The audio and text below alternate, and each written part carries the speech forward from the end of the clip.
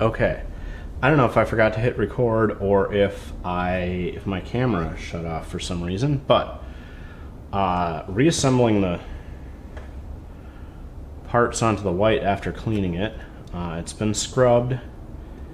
It has a coat of sewing machine oil on it because everybody seems to think, I checked online and everybody says that makes them look good, and it certainly does. And I wiped it really thoroughly, and like when you touch it, like that's all down in the nooks and crannies, so your finger doesn't get oily when you touch it. But it looks super nice now.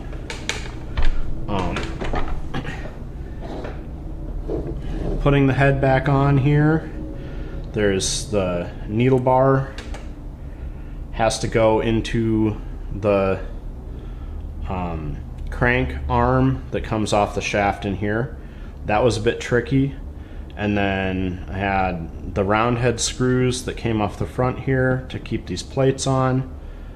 This screw to hold the back spool pin in place, and then the two screws for the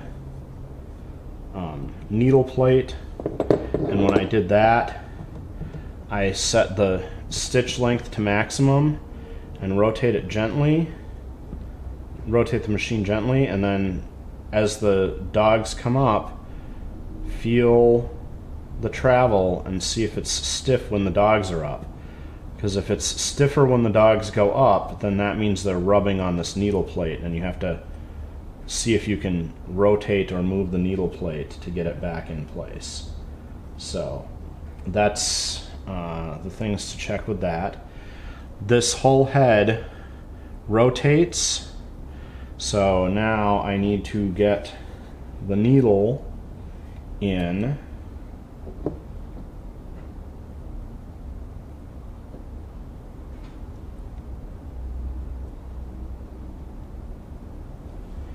And see, the needle is not going through straight.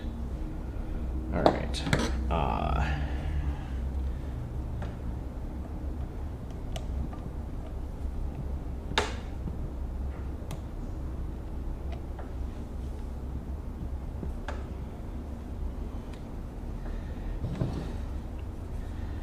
And we'll get this other screw. So there's two screws on here.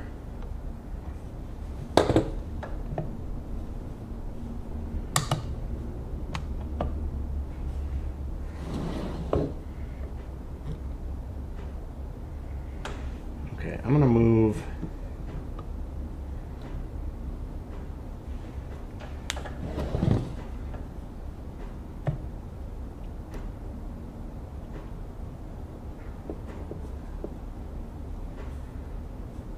first. I'm gonna double check that I got the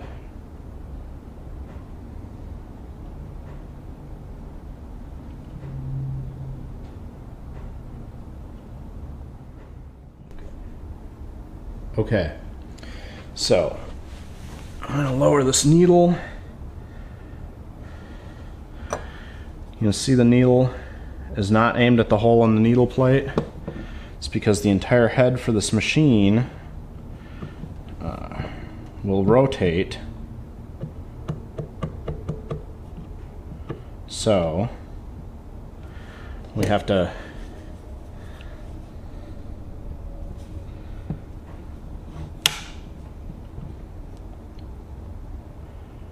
like hold it in place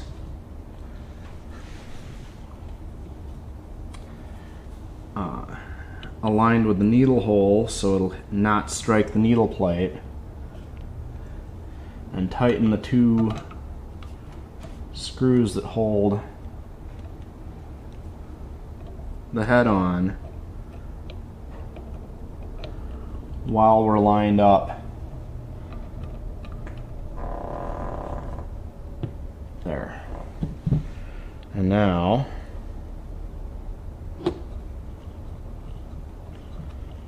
there we go. Let me see if I can get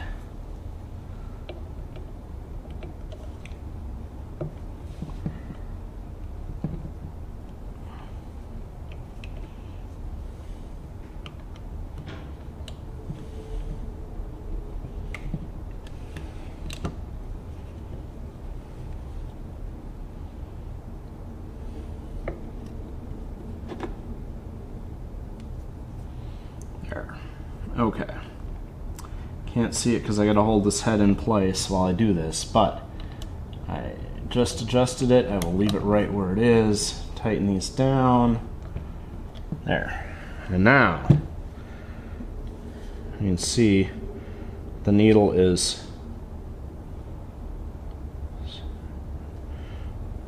going through the plate without striking.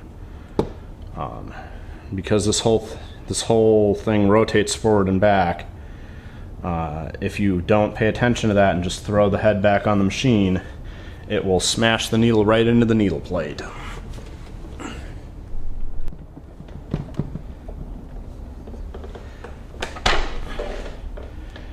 Okay, so we've adjusted the head so the needle goes through the plate. I'm going to pop the needle back out here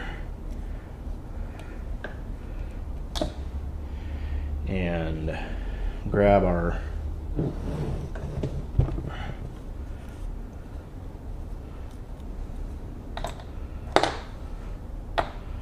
these screws out of the way.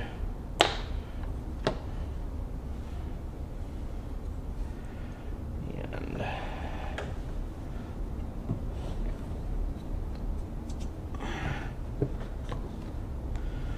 tip this up a teeny bit and drop our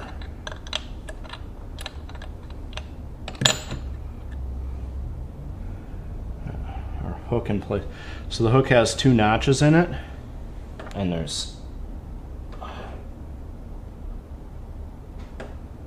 there. I've got this rotated so that the feed dogs are fully forward, and then it's got the 2 notches, and there's a notch on the bottom and a notch on the top of the hook race.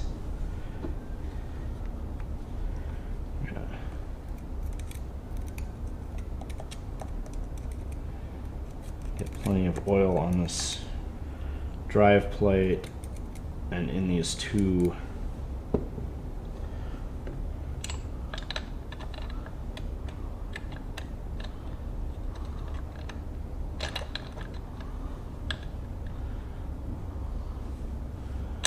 hook drives. Get that popped in there, and then with the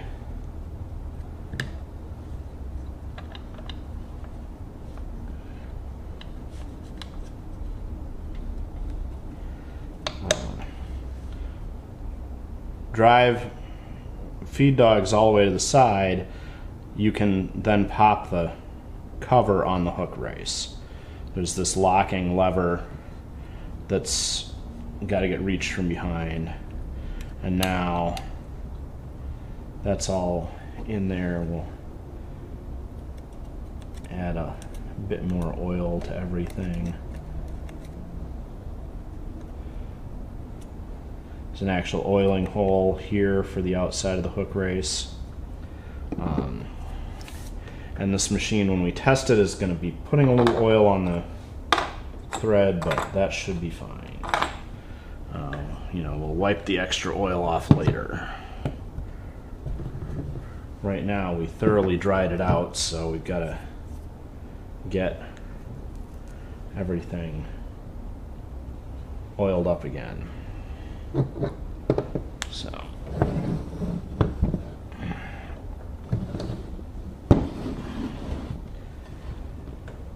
Get our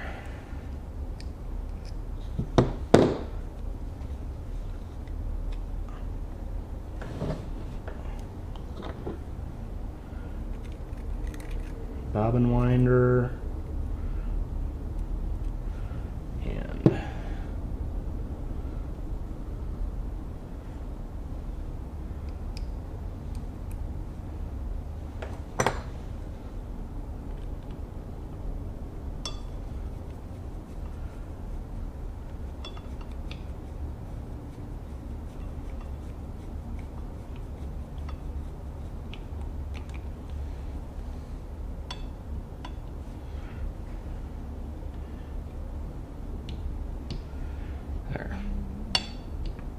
bobbin winder in place, And we'll have to pop a new tire on that when we get a chance, but we won't worry about that until we've got the rest of the machine checked out.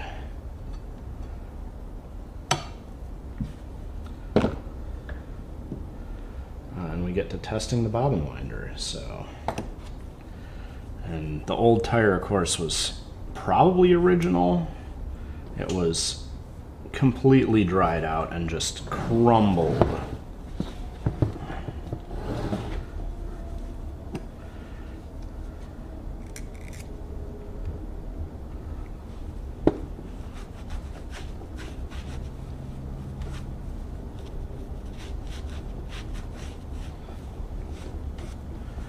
But now it's time to reinstall the new wiring harness. Okay.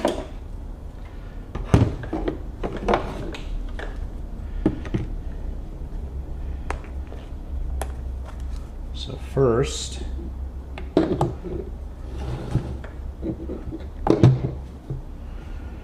need a rubber grommet. Oh, that is way too big. There, that's about right. Is that one? That one is way too small. That one also too small. So this is going to be our selection here.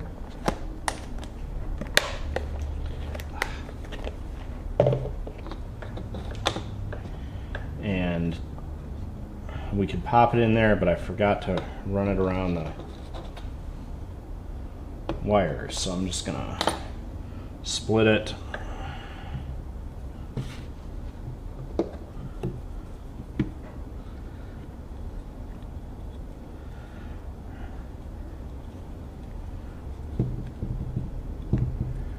And then be able to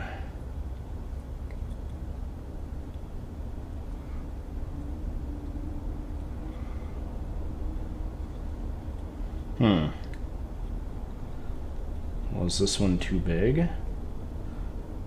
Maybe I did grab the one that's too big.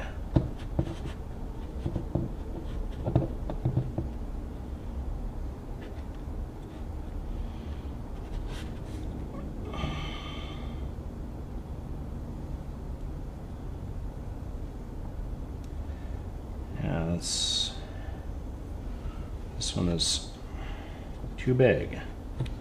Well, I like the way it looks though, so we're just gonna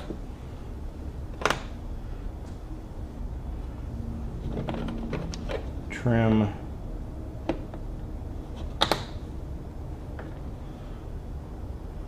a C-section out of it, and then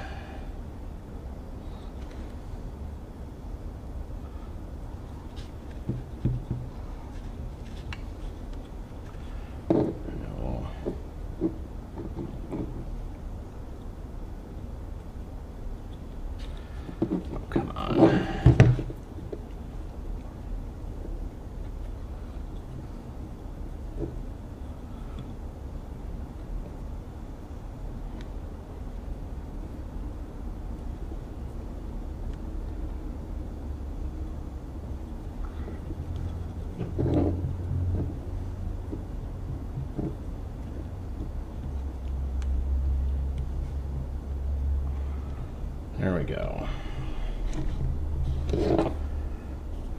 So the important part of this grommet is that the wire goes around the back of the motor and comes up tight the back side through that groove. So the grommet, the cut needs to face down. And now I can do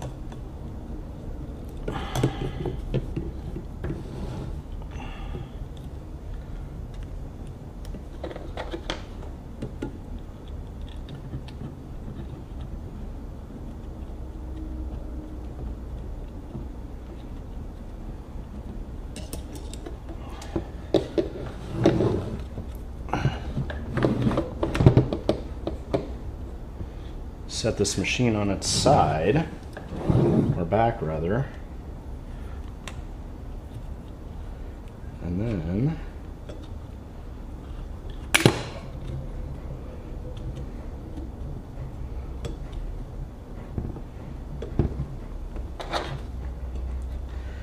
can see and get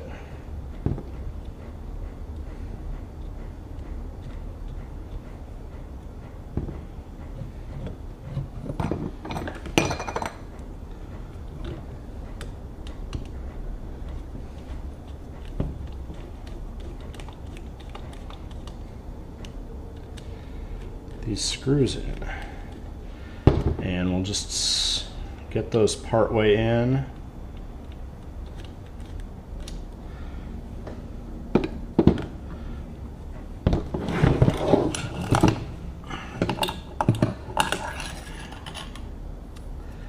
And then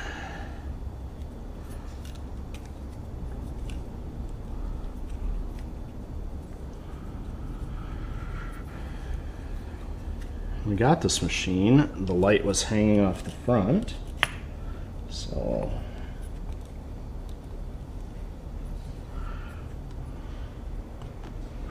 put that around front, and then there was this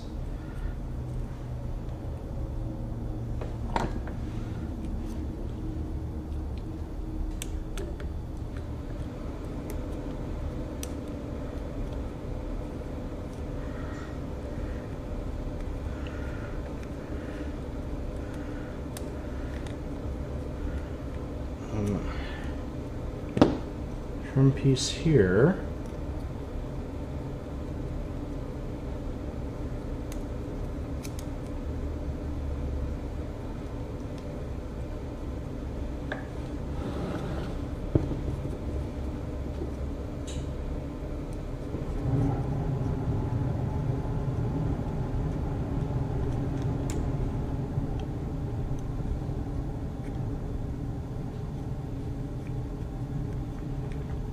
Oh, okay, well, I guess with the motor in the way I can't get the screw to start for that trim piece.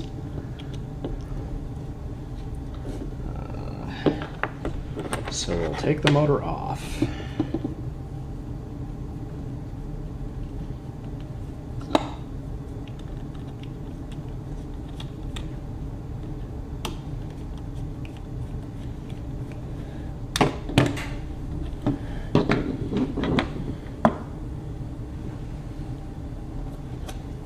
Set that to the side, and then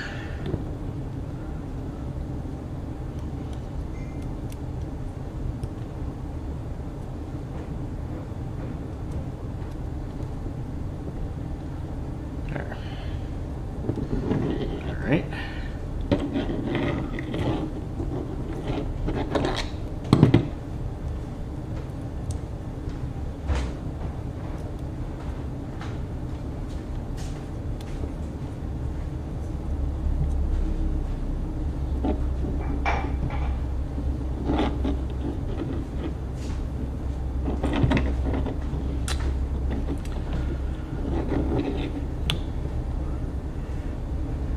To balance up there, and then this has to go, the wire has to go all the way around to get into that passageway.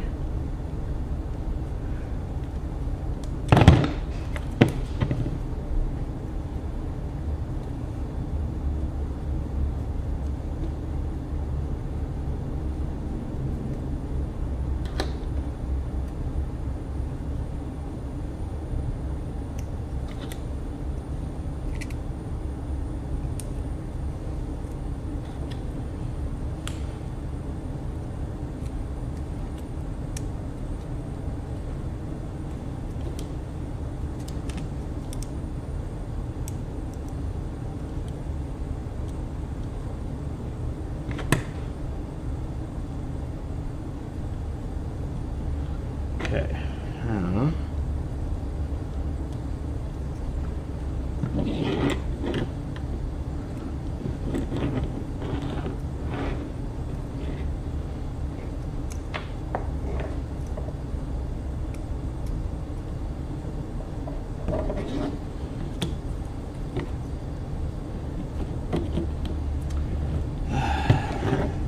There.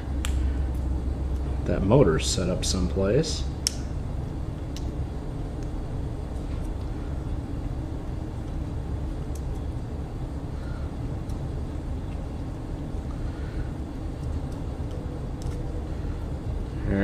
go. So there's a cast spot here, and then there's this clamp that I'm only snugging in enough to hold the wire in place because I don't want it to crimp all that wire. And then in the course of doing that, I managed to drop one of the 2 motor screws on the ground. I can set this back down here, and then to make sure that this wire goes into that bump out so that it won't get crimped behind the motor. And then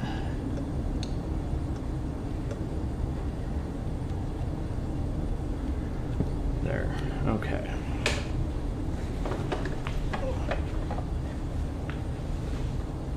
There we go.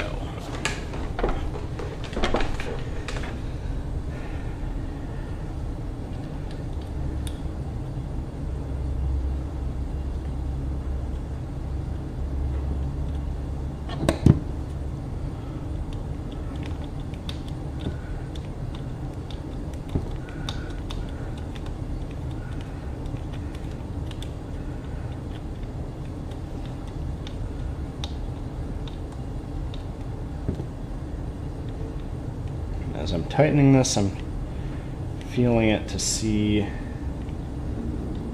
it feels like it's catching the light wiring. And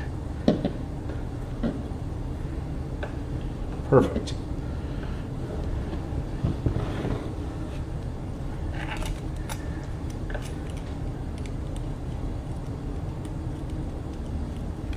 There.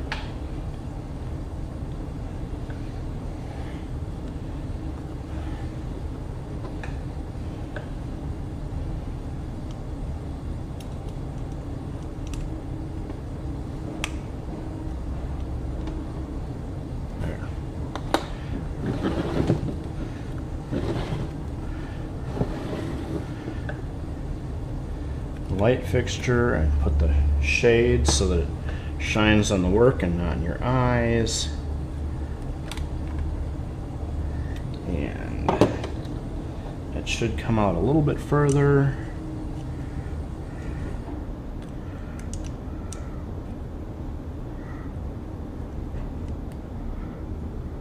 There.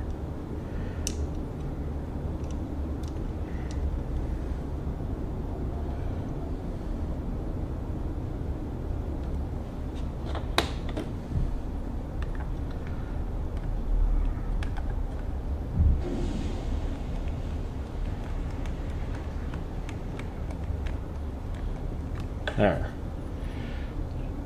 Shade onto the work, and the switch is right there.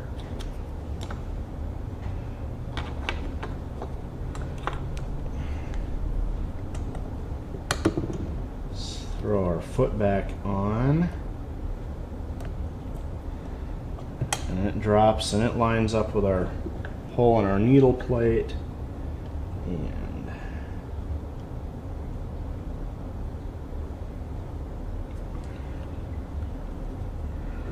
we spin it, and we don't hear the needle hitting anything now that we've got everything inside. So we are, I think, almost ready to go. Oh, I need a hex key for the new pulley. The old pulley came off with a flat key. The new pulley needs a hex key, or the new drive tire needs a hex key, so I will go get a hex key and put that on, and then we'll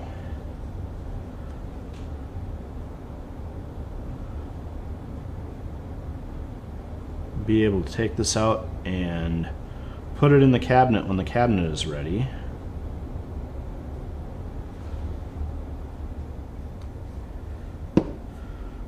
But unfortunately, the foot controller, there's no foot controller, it's a knee controller, And the rheostat design is not easy to operate without the control arm, so I won't be able to test this electrically until after I get the cabinet back together.